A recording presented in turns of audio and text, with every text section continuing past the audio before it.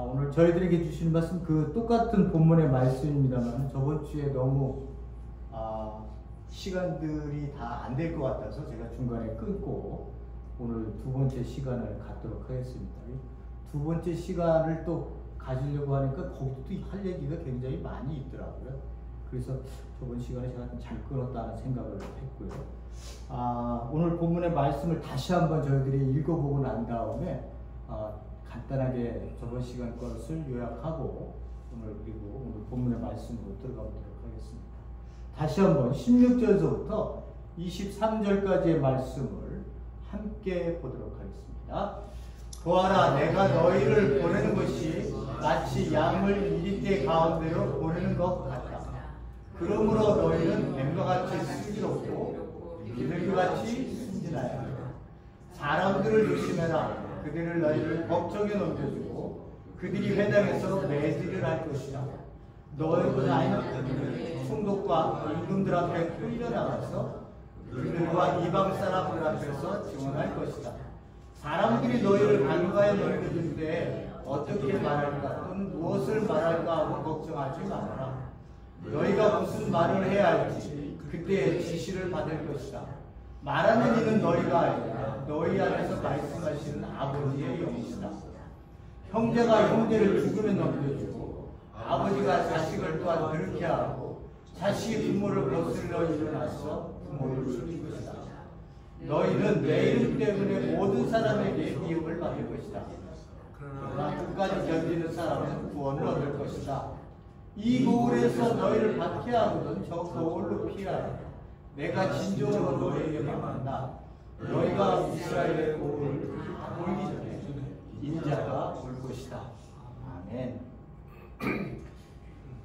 오늘은 맨 마지막 절에 있는 인자가 올 것이다 라고 하는 부분에 대해서 제가 오늘 좀 마태복음에 나오는 부분에 네 본문이 있습니다. 이걸 구분을 못 하셔서 계속해서 예수님이 온다고 생각을 해요. 그 본문을 읽을 때마다요. 그런데 본문을 읽을 때마다 이상하단 말이죠.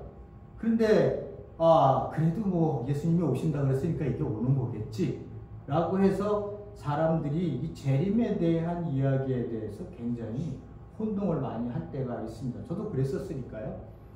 그래서 그런 것들을 잘 모르니까 이단성을 가지고 있는 사이비성을 가지고 있는 자들이 와갖고 항상 들고 와서 이렇게 성도들에게 말씀을 이렇게 전할 때 그 계시록 그리고 또 이렇게 예수님이 온다라고 하는 얘기를 했을 때 그 말씀을 항상 좀 많이 들고 나와서 성도들을 꼬십니다. 그래서 자기네들이 만들어준 교리로 탁탁탁 해갖고 그 본문의 말씀을 자기네들이 만들어 놓은 거니까 거기에 딱 맞춰서 그게 그러네? 라고 생각해서 이렇게 넘어가는 사람이 많다는 얘기를 제가 들었습니다. 말씀을 모르면요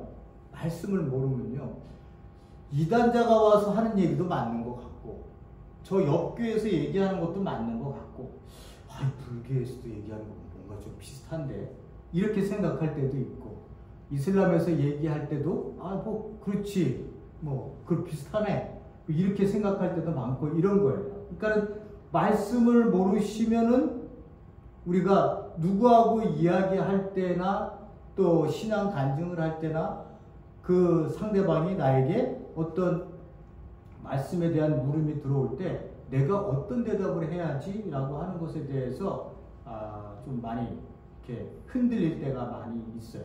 그러니까 우리가 지금 창세기에서 요한계시록이라고 하는 이 성경책을 이렇게 들고 있으면서 다는 모르죠. 그죠? 그러나 어떻게 맥락이 흘러서 예수가 오게 되고 예수님은 또 어떻게 흘러서 마지막은 연결시킨가 이런 부분에 대해서는 여러분들이 맥은 잡고 계셔야 누가 엉뚱한 얘기를 하더라도 저 사람이 뭔가 모르고 이렇게 말씀을 하고 계시는구나 라고 하는 것들을 이렇게 여러분들이 좀 이해하시고 그분들을 이렇게 한 수 가르칠 수 있는 그러한 그 가르침 정도는 여러분들에게 좀 있었으면 좋겠다는 생각을 저는 항상 합니다. 전체는 다 몰라요. 목회자도 평생을 공부해도 모르는데 성도님들은 어떻게 다 아시겠어요? 뭐 뛰어나게 그것만 집에 가서 아침 일어나자마자 저녁 때까지 그 뭐 주석책이니 말씀을 넣어놨던 훌륭한 책들을 다 모아놓고 매일 공부하는 사람이면 이거 학자죠. 저보다 훨씬 더 많으니까 저 대신 와서 설계해 주시면 제가 아주 달게 받을 겁니다. 그렇지 하지 않고서는 되게 힘들어요. 일주일에 한 번 듣고 나가는 거는요. 다 알지를 못해요. 그러니까 말씀을 제가 이렇게 특별히 마태복음에서 여러분들과 계속 나누고 있습니다만은 이 전체적인 흐름은 제가 여러분들에게 몇 번을 말씀했지만 여러분들은 또 잊으셨을 거예요. 잊으셨을 거예요. 왜냐하면 이게 한 번 들어서 될 일이 아니에요. 한 번 들어서 될 일이 아니라 계속해서 들어야 그랬구나. 그랬구나. 그래서 내가 이렇게 살아야 되는구나. 이 내 마음 안에서 이런 것들이 내 고백으로 나오기 전까지는 들어도 그냥 들은 거예요. 내 머릿속에서만 이해하고 끝나요. 그렇게 너무 많은 사람들이 그렇게 교회를 다니고 끝내니까 어떻게 해요? 변화되어진 삶의 모습이 그 사람 성도들로 하여금 안 나타나는 거예요. 그러니까 교회 와서 제가 이렇게 말씀을 드리지만 인자가 온다 그러면 재림 벌써 머릿속에 다 알고 있어요. 그러니까 그렇게 생각하고 있어서 앉아있는 자리에 그 많은 수많은 성도들이 이렇게 다 앉아있으면서 목사가 하는 얘기도 비슷해. 똑같아. 다 들으면 그렇지 그래 맞아. 거기에 목사가 조금 은혜롭고 좀 더 멋진 말로 여러분들에게 말씀을 드리면 여러분들은 어떻게 생각하냐? 은혜로웠어. 좋은 말씀이었어. 여러분들이 이렇게 관객이 돼서 그냥 예배 안에 들어와 있는 내가 어떤 존재인지 모르고 그냥 쳐다보고 듣고 은혜로웠어 하고 떠나면 됐어요. 그러니까 끝나는 걸로 생각하면요. 삶의 변화가 절대 일어나지 않아요. 내 안에 갈등 절대 일어나지 않아요. 그리스도인이 된다는 건요. 내 안에서 갈등이 일어나지 않는 거예요. 내 안에서 갈등이 반드시 일어나야 돼요. 내가 사는 삶의 이 길이 맞는지 안 맞는지 주일마다 듣는 그 말씀 속에서 내가 얼마나 내 중심적으로 살았는지 내가 하나님 중심적으로 얼마나 살았을까 내 인생에 있어서 이런 것들 속에서 내가 갈등을 일으켜야 돼. 내 안에 항상 평안에 관심 없는 거지. 관심 없는 거야. 계속해서 내 안에서는 말씀을 들을 때마다 갈등을 일으키고 신앙 안에서 그게 굳어져야 돼. 계속해서 그래서 나에게 어떤 선택이 왔을 때 결국은 내 삶의 문제거든. 그러니까 내가 어떤 삶을 가치 있는 삶을 예수 그리스도께서 나에게 주신 말씀 속에서 내가 선택을 하는 거야. 이 길이 어렵다는 거 알지만 하나님이 이 길을 가라 하셨으니 내가 이 길을 발을 내딛는다면 하나님은 나와 항상 함께 하시니 내가 고통스럽고 울고 슬퍼한 일이 생긴다 할지라도 아버지께서는 그거를 통해 더욱더 아버지를 알게 하시는 일로 우리로 그러한 과정을 겪게 하시는 것이지 내가 울고 슬퍼하고 그러한 일들을 통해서 낙심하고 낭망해서 하나님을 저버리는 일로 우리를 거기서로 빠지게 하기 위해서 하나님이 주시는 그러한 분이 아니시라는 걸 우리 잘 알고 있잖아요. 그렇죠? 여러분들의 인생이나 저의 인생이나 다 똑같아요. 생각해보면 다 그때 당시는 이해 못했는데 지나고 보니까 하나님이 역사하셨구나. 그래서 내가 이 자리에 와 있구나 라고 하는 걸 여러분들이 알 수가 있는 거예요. 그래서 오늘은 이 재림에 대한 얘기를 계속 제가 말씀을 마태복음에 나와 있는 얘기를 다 꺼내서 제가 말씀을 드려볼 테니까요. 우리가 잘못 알고 계셨다면 다시 한번 생각해 보실 수 있는 시간이 되기를 바랍니다. 자, 그래서 오늘도 예견되는 이 박해 속에서 내가 온다, 인자가 온다 라고 하는 얘기를 들은 이 성도님들이 이제 그 제자들이 어떻게 자신들이 이제 거기에 대해서 제자로서 어떻게 마음가짐을 가져야 되는 것을 말씀하시고요. 그 다음에 제자들의 반응은 다음 주부터 보도록 하겠습니다. 여기 가족이 분열이 나오기 때문에 제가 여기 다음에 여기 이 부분은 형제를 죽이고 뭐 이 부분들을 형제들 죽음 이야기를 많이 하는데 이 부분은 제가 그때문에 더 자세하게 할 거고요. 자 보세요. 제가 좀 요약을 해보겠습니다. 예수님이 오시자마자 하셨던 말씀이 하나님의 나라였어요. 이 세상 나라는 세상의 나라의 통치 방법은 항상 파워를 가진 자가 힘으로 너희들을 통제하고 그 통제에 반응하면 너희들을 죽음을 당하는 그러한 시스템 속에서 너희들은 이 땅에 지금까지 살아왔다는 거예요. 세상의 역사가요. 거기에 예수님은 하나님의 나라, 그러니까 세상의 그런 힘의 역사가 아닌 하나님이 우리 가운데 오셔서 나와 함께 하시는 그 통치 방법이 이 사랑과 섬김과 자기 희생과 공의라고 하는 하나님의 성품이 나를 통해 드러나는, 그렇게 나를 통치하셔서 그 드러나는 아버지의 영광을 이 땅에 힘으로 지배하는 자들에게 니네들이 준 그 칼과 총과 그 무기가 얼마나 부끄러운 일인지를 내가 보여주기 위해서 예수님은 이 땅에 오셔서 통치하는 방법이 오늘날 우리에게 와서 있는 것처럼 사랑으로 내게 무조건적으로 나를 품어주시는 그 사랑으로 우리를 통치하고 계세요. 이 통치의 방법이 예수 그리스도께서 이 땅에 오심을 통해서 선포를 하시는 거예요. 그죠? 그리고 난 이후에 무리들을 보시고 불쌍히 여기시고 그들을 어떻게 내가 만든 백성이고 나의 형상을 가지고 있는 이 백성이 어떻게 이렇게 세상 그 유대 종교를 가지고 내 말씀을 가지고 있는 다른 이방인들은 뭐 말씀도 갖고 있지 않잖아요. 유대인들은 내 말씀을 갖고 있는데도 어떻게 이렇게 살 얘기입니다. 이 널브러져 있는 이 괴롭힘을 당하고 있는 이 백성들, 여기에 참 지도자가 없기 때문에, 영적인 지도자가 없으니까 이렇게 니네들이 괴롭고 힘들고 고통스러운 삶의 자리를 살고 있구나 라고 하는 것을 예수님이 이 창자가 이렇게 막 엉켜지는 그런 아픔의 그 동정과 사랑과 내가 그들을 어떻게 해서라도 그들을 구원해야지 라고 하는 이 마음을 갖고 그들을 보셨다고 말씀을 했습니다. 무리들을. 그리고 난 다음에 제자들을 부르셔서 얘네들 가서 마을 갈 때마다, 어디에 들을 때마다, 집안에 갈 때마다 하나님의 나라가 이 땅에 가까이 왔다고 얘기를 해라. 이런 얘기를 예수님이 말씀하신 거예요. 그래서 이렇게 그들을 보내는데 그들이 양과 이리를 얘기를 합니다.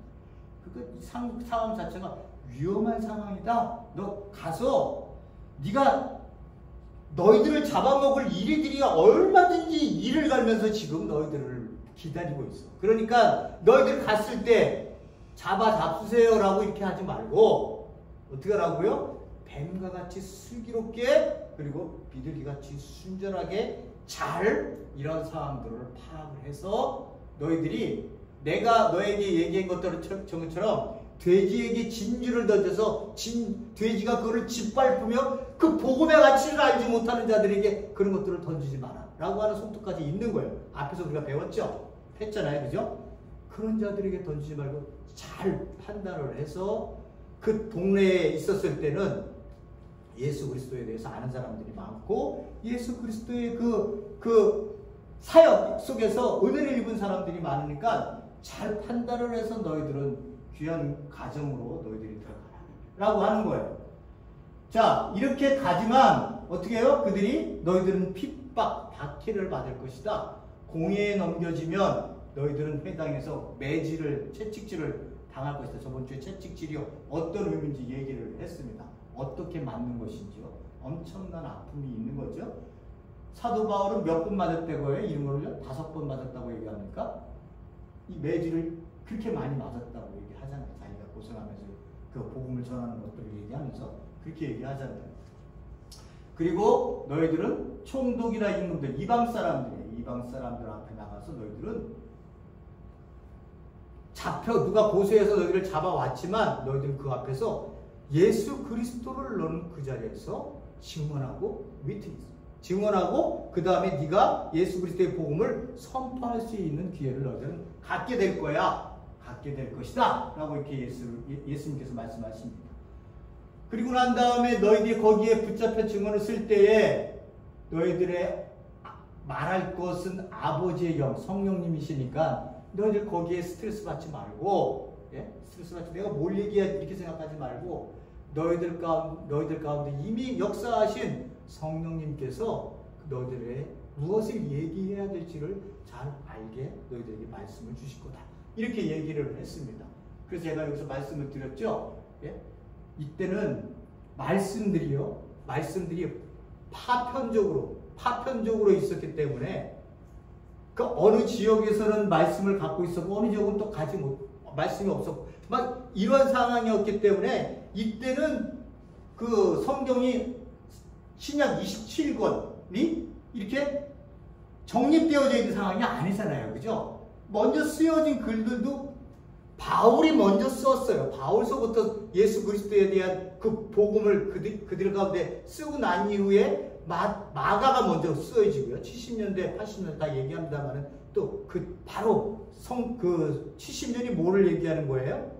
성전 파괴를 얘기하거든요. 성전 파괴 전에 썼느냐, 바로 전에 썼느냐, 아니면 바로 후에 썼느냐라고 갖고 이제 신학자들이 싸웁니다만 어쨌든 뭐 뒤에 썼든 앞에 썼든 간에 그때 전까지는 이 글이 쓰여질 때까지는 누가 이들이 이 하나님의 백성들을 누가 컨트롤하며 복음을 선포할 수 있게끔 하고 어떻게 복음을 잘 얘기할 수 있는가라고 하는 것은 성령님의 사역이었어요. 성령님의 사역이었어요. 그래서 오늘날 보면 말씀을 갖고 있기 때문에 우리는 다 알지만 지금 성령님이 어떻게 역사하시고 우리가 뭘 전해야 될지 지금은 말씀을 주셨으니까 다 알지만 오늘날도 아버지 제가 오늘 뭐를 해야 되는데 이거 어떻게 해야 되겠습니까? 직통 계시 주세요. 이런 사람이 있대잖아요. 여러분 지금 웃으셨지만 진짜 있어요. 지금도 있어요. 기도하면 아버지하고 직통 계시를 한대요. 그래서 내가 오늘은 뭘 해야 돼요? 그럼 아버지가 기도를 하면 아버지가 오늘은 뭐를 해라. 이게 준다는 거예요. 그런 사람들이 많잖아요. 그러면 이런 사람들이요 영적으로 연약한 사람들을 붙들어요. 그래서 이 사람들이 야 내가 오늘 계시를 받았는데 하나님이 내가 오늘 너에 대해서 기도를 했더니 하나님이 이렇게 말씀하셨어. 나는 직통 계시를 하는 사람이야. 그러니까 너 내가 말하는 대로만 해. 그럼 잘 될 거야. 이렇게 얘기를 합니다. 그러다가 10가지 중에 하나는 맞힐 수도 있었겠죠. 네? 10가지 중에 하나는 맞힐 수 있어요? 그리고 난 다음에 9가지 못 갖춘 건 어떻게 해요? 야, 네 믿음이 네가 내가 얘기한 걸 전적으로 믿지 않았잖아. 왜 이렇게 믿음이 약해? 믿음으로 판단을 해서 그 사람을 정죄하고 자기가 못 맞춘 것을 그것으로 합리화시켜요. 이게요. 저렇게 뭐 그런 거 없으니까 그러지만 저는 그 소리 지금도 왕왕 들어요. 직통 계시한다는 사람. 직통 계시 들으면 자기나 듣지 왜 다른 사람들의 영혼까지 붙들어갖고 그렇게 전부 다 바보로 만드는 거야.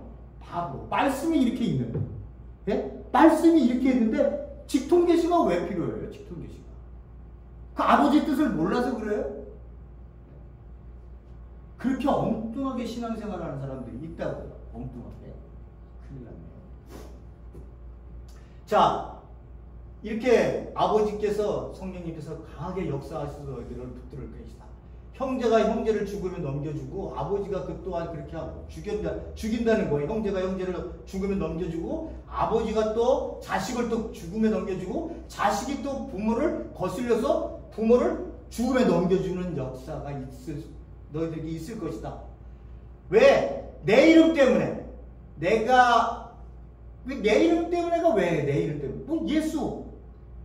그게 무슨 뭐 대단한 이름이야. 지금도 예수라고 이름 가진 사람들이 멕시칸 사람들도 많이 있는데 뭐 그 이름이 어때서? 이 이름이 그때 당시에는 예수라고 하는 걸로 끝나는 예수 그리스도라고 하는 말이 들어있기 때문에 유대인의 왕, 하나님 나라를 가져온 메시아, 이런 의미들을 다 가지고 있기 때문에 이들이 내 이름 때문에 모든 사람에게 미움을 받을 것이다, 이렇게 얘기를 하고 있습니다.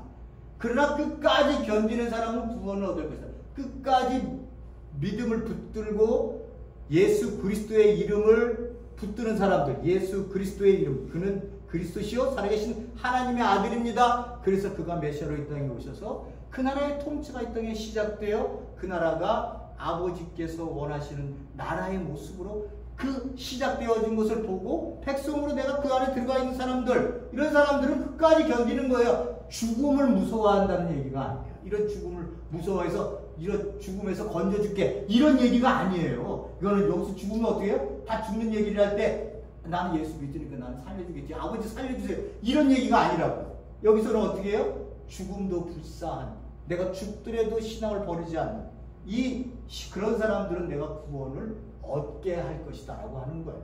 오늘날도 똑같아요. 오늘날도 똑같아요. 죽음 이렇게 얘기했지만 그때 유대인들에게 있어서요, 유대인들에게서 여러분들 유대 상황을 볼게요. 유대 상황에서요, 지금 유대교 아니에요. 유다이즘으로 된 데는 다 뭉쳐서 하나로 모두가 종교체계가 되어져 있는 나라에 예수를 믿고 유대교에서 이탈한다는 건 뭐를 얘기해요?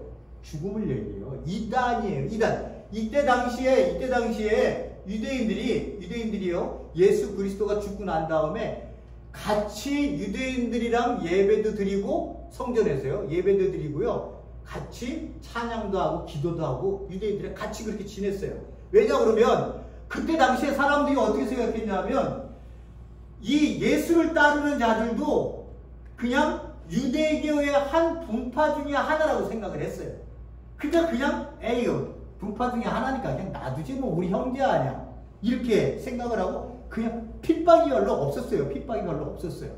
그런데 이 핍박이 언제 오기 시작하냐면요, 언제 왔냐면요, AD 70년 에르사렘 성전이 망하고 난 다음에 제가 말씀드렸죠. 세 파가 있었다고. 에스레파, 사두개파, 바리새인. 사두개파 해외로 다 도망갔어요.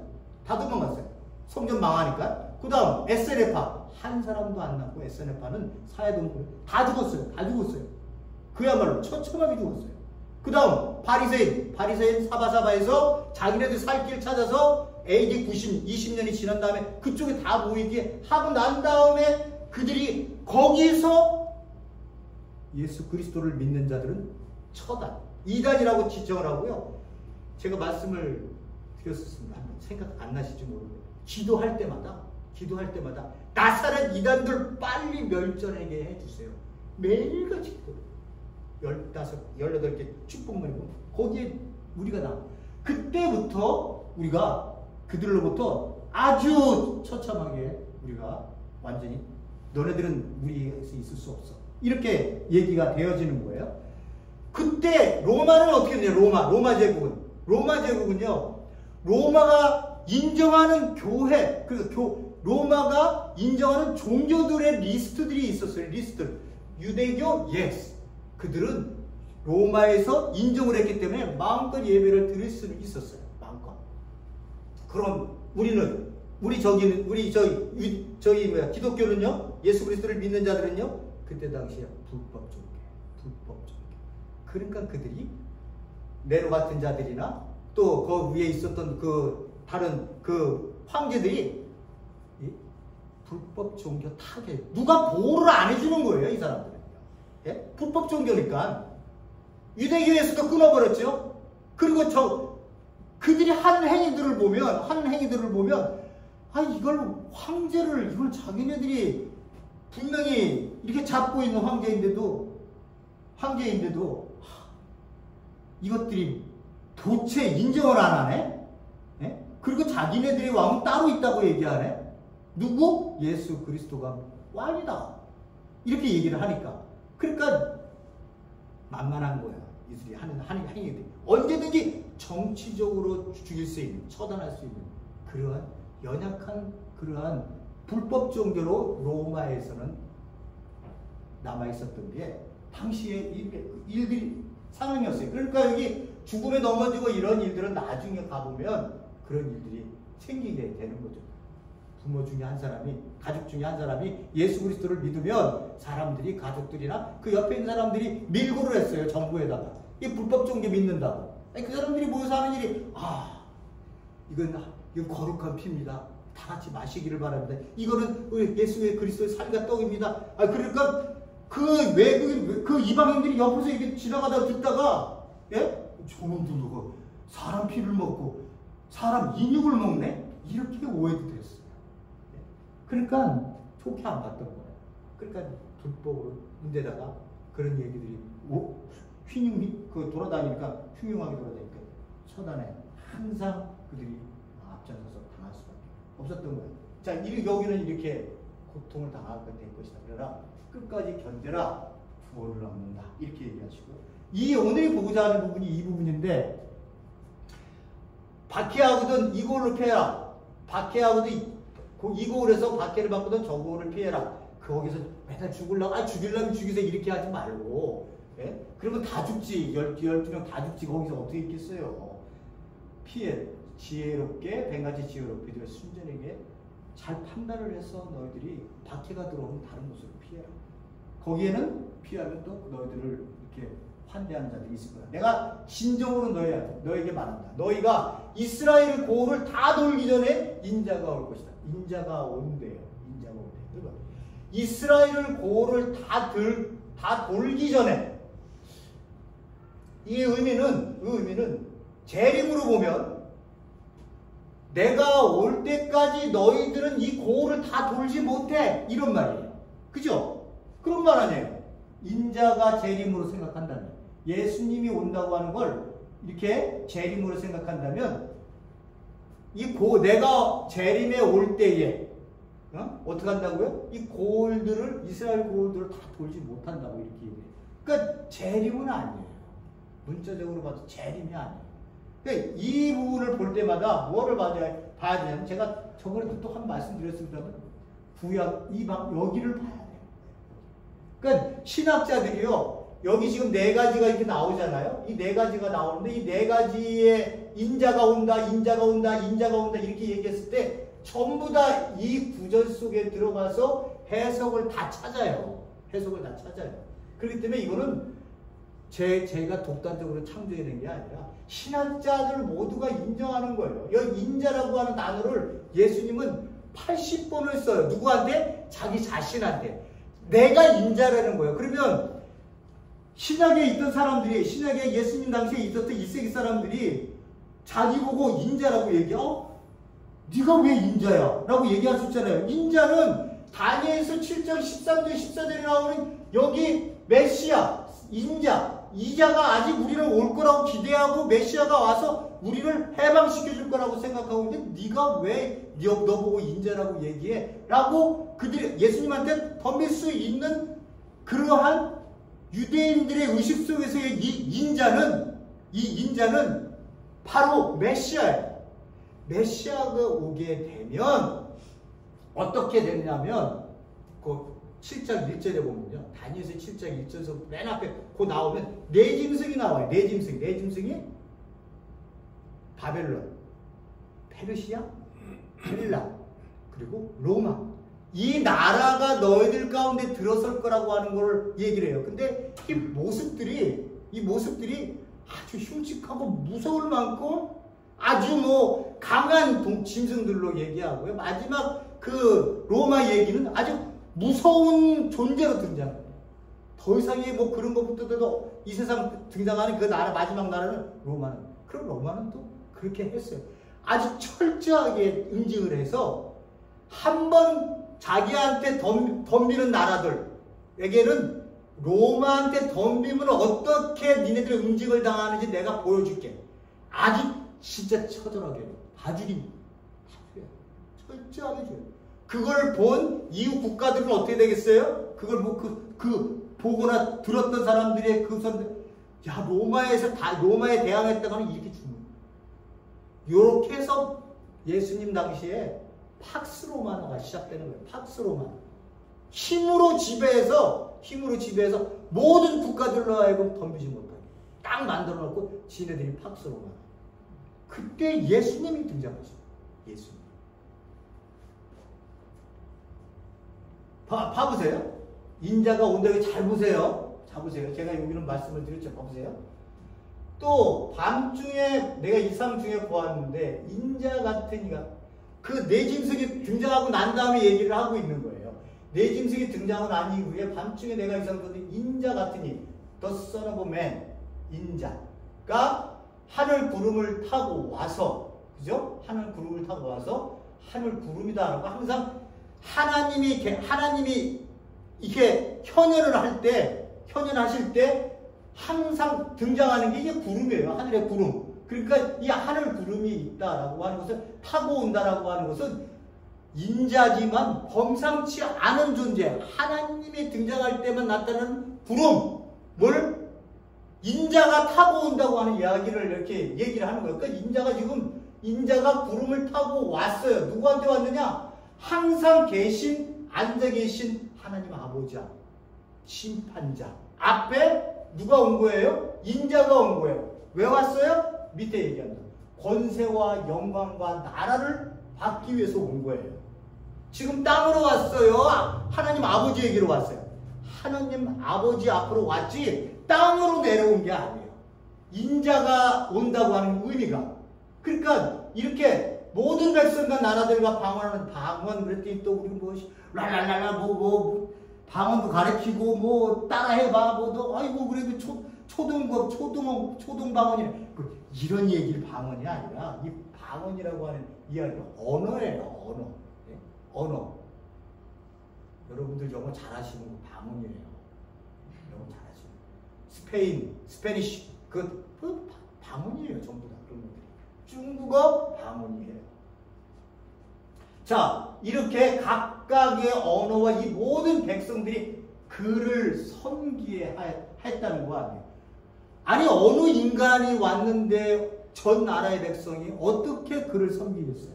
그러니까 이 인자라고 하는 것은 유대인들에게 있어서는 이 메시아가 이 땅에 오시면 이 세상을 뒤집어 엎을 거라고 얘기를 했잖아요. 그러고 난 다음에 메시아 왕국을 세우시잖아요. 왕국을. 그러니까 그러한 왕국을 세울 때 세상의 모든 나라들은 그 앞에 전부 무릎을 꿇는 거예요.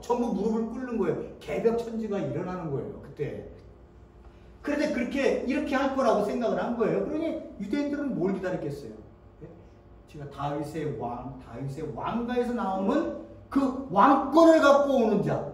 예? 거기 플러스 하늘에서 구름을 타고 아버지께 나와 모든 영광과 권세, 나라, 모든 것 권한을 갖는 자. 이게 플러스가 되면은 엄청난 파워를 가진 자가 등장할 것이라고 하는 것을 유대인들은 항상 기다려왔던 거예요.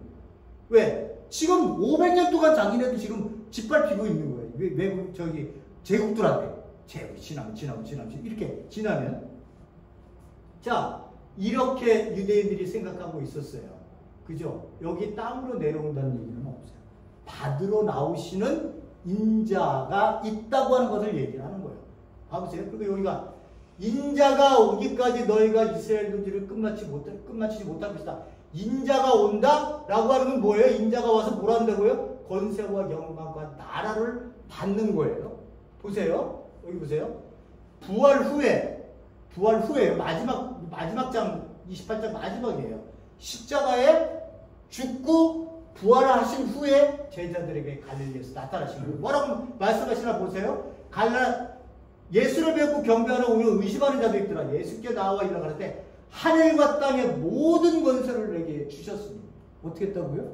모든 권세를 받는 그러한 사건이 십자가의 죽으심과 부활을 통해서 예수 그리스도가 이 모든 권세를 갖게 되는 거예요. 이 모든 것을 갖고 난 이후에 어떤 일이 생겨요? 밑에 보겠습니다만 그 어떤 왕적 권위를 가졌기 때문에 이 땅에서 왕적 권위가 실행되는 것을 보여줄 거라고요. 예? 그래야 사람들이 인자가 그 모든 왕권을 받고 이 땅에 오신 그가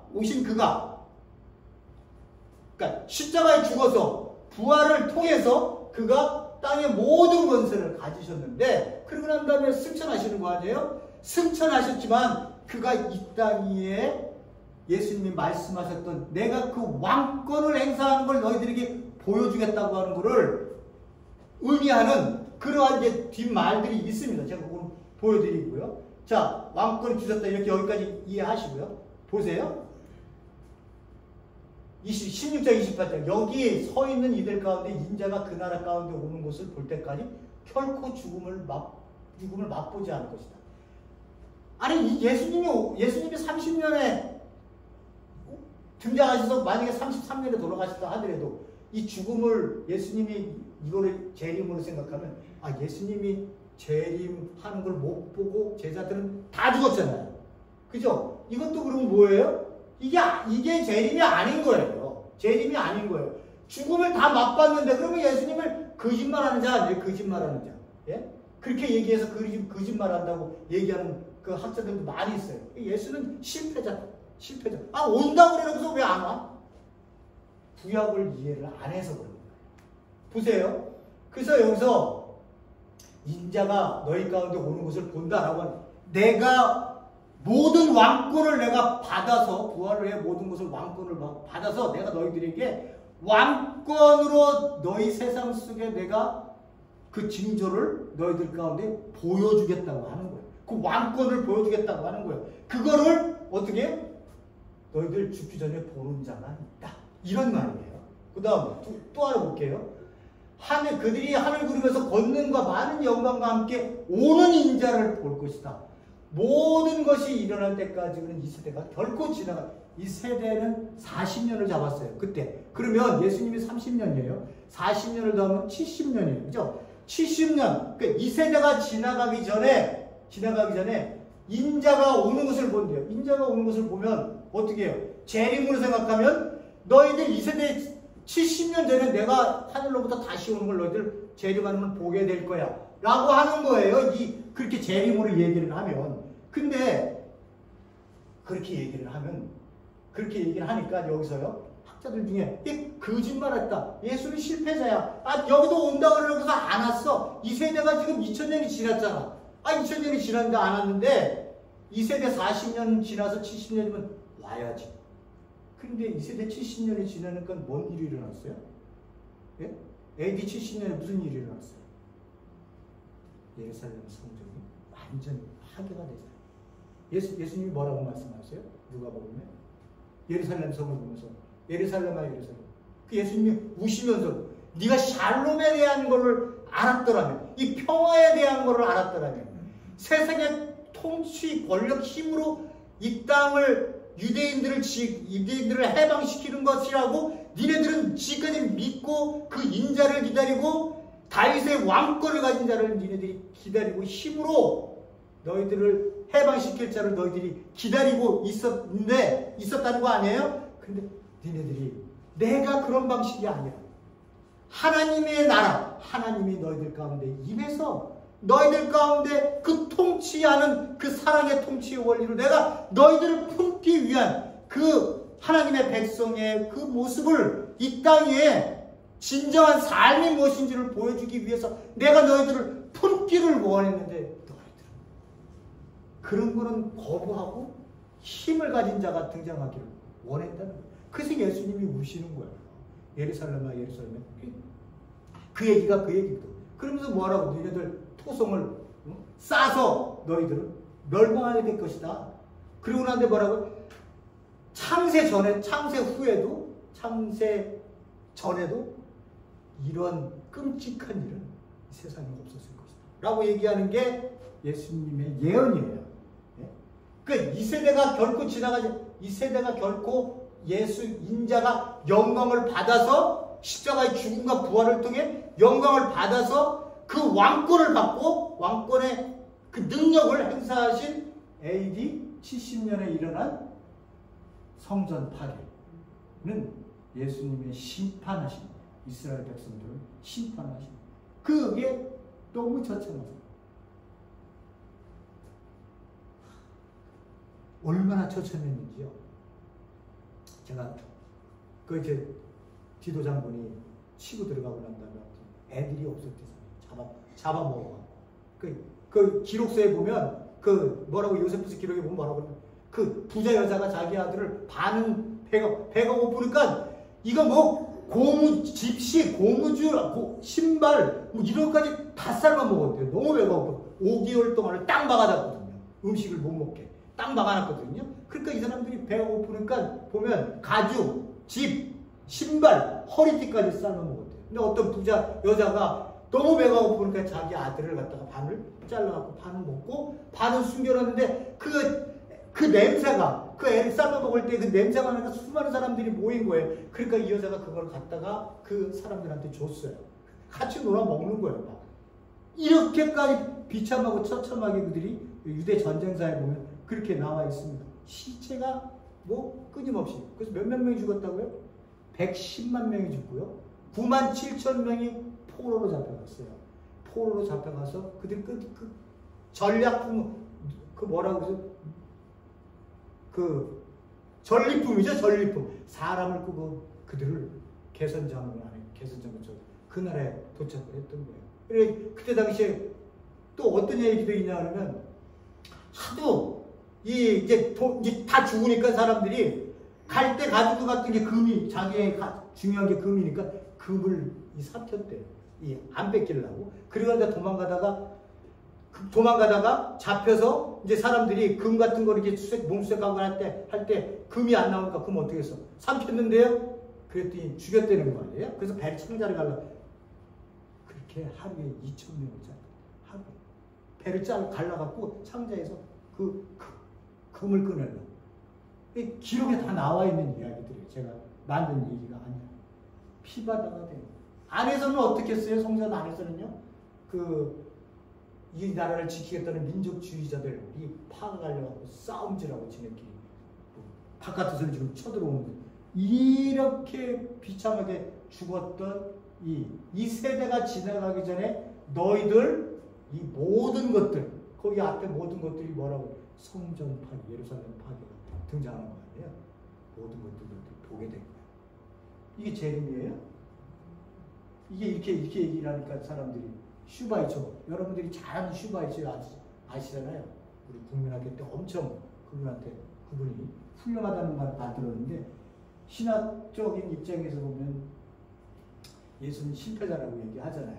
왜? 안 왔으구나. 자기 당장 올 거라고 생각했어요. 그 사람 안 왔어. 그래서 이 부분을 들고 히스토리컬 지저스를 얘기하는 사람들, 이런 사람들은 이 얘기를 굉장히 많이 꺼내요. 그리고 꾸며낸 얘기라는 꾸며낸 얘기예요. 자, 마지막 절에 이제 재판장에 갔을 때 그대가 하나님의 아들 그리스도이신지 우리에게 말하시오. 이렇게 얘기하자 예수님이 맞소. 지금부터 당신들은 인자가 오는 자의 권능에 앉아있는 것, 하늘 구름 위에서 하늘 구름을 타고 오는 것, 하늘 구름을 타고 오는 것을 당신들은 보게 될 거예요. 예수님이 이렇게 말씀하시는 거예요.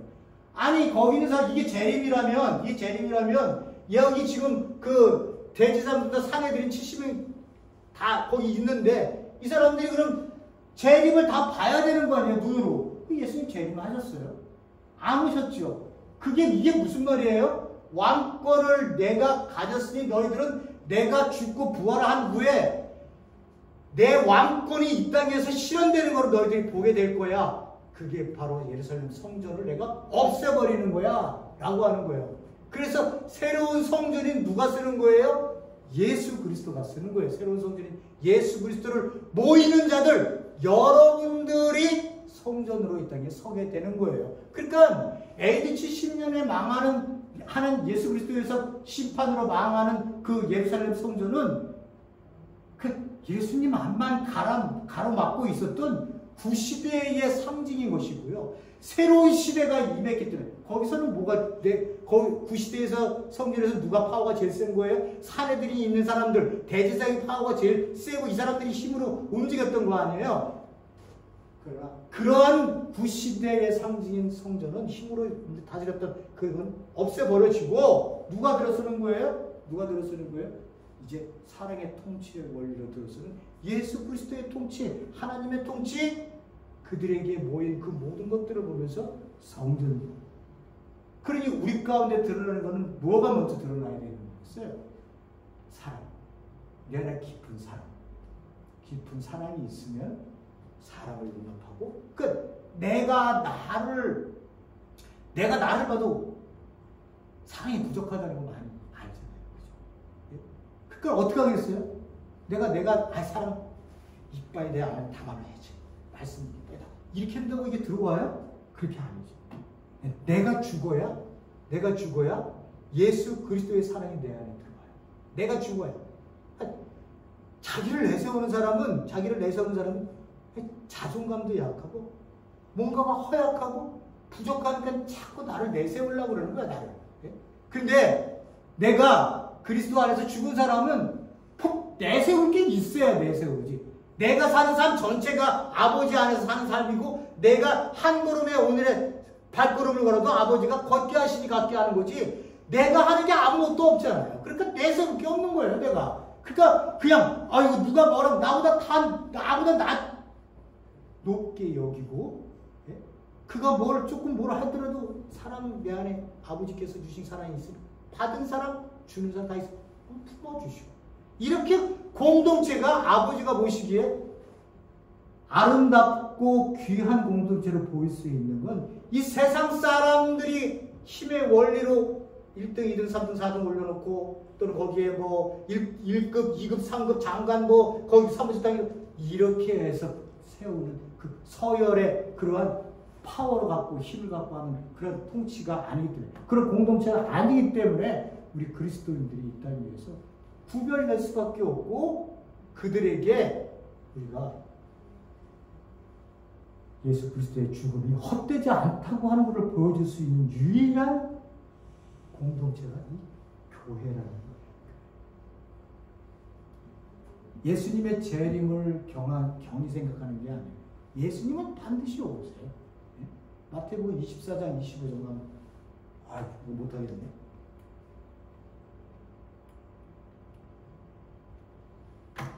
뭐라고 얘기해요? 첫 절. 그러나 그날 그때는 아무도 모르니 하늘의 천사도 모르고 아들도 모르고 오직 아버지만 아신다. 여기도 보니까 인자가 임한다. 여기 때 인자의 임함은요 단어가 달라요. 파루시아. 진짜 재림할 때 파루시아라고 하는 단어가 있습니다. 나머지 것들 제가 오늘 봤던 거는 에르코마이. 이거는 그냥 잠시 예수님께서 어떠한 역사를 이 땅에 일으키시는 것. 이렇게 단어가 다르게 나옵니다. 서로 보완적인 것도 있고 구별되어야 될 것도 있겠지만 재림에 대해서 얘기하기 아무도 몰라요. 누가 얘기를 하면 누가 재림하신다고 얘기를 하면 그래서 그네로 오라고 그 사람들끼리 가야지 못하겠어요. 모른다고 분명히 얘기했는데 안다고 얘기하는 사람들이 있으니까 그런 사람들은 할 수 없이 자기네끼리 가는 거예요. 오늘 제가 얘기하려고 하는 것 다 얘기를 했습니다. 여러분 교회가 어떤 공동체인지 아시겠어요? 이렇게 핏값으로 우리에게 주신 이 공동체는요 통치의 원리가 달라요. 통치의 원리가.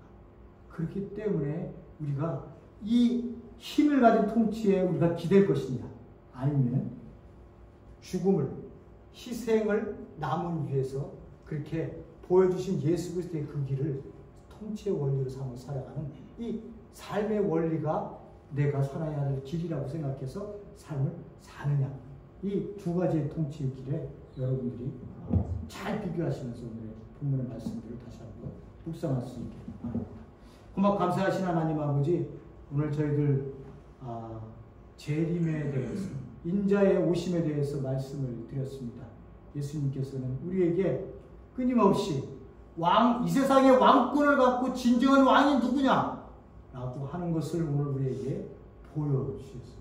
세상의 왕들은 힘으로 너희들은 지배하고 그래서 이쪽으로 가 그러면 이쪽으로 가고 저쪽으로 가 그러면 저쪽으로 가지만 하나님 나라의 통치의 원리는 으뜸이 되고자 하면 종이 되어야 되는 것이고 그리고 내가 먼저가 되기 위해서는 나중에 돼야 하는 그런 섬김으로 살아가는 공동체가 하나님이 원하시는 그 통치의 원리임을 우리가 분명히 잘 알게 하셔서 우리 살아가는 성도님들도 그 가운데 살아갈 수 있는 귀한 우리 교회 공동체를 써 주시옵소서. 오늘도 저희들에게 주시는 말씀 감사하며 예수 이름으로 기도했습니다. 아멘.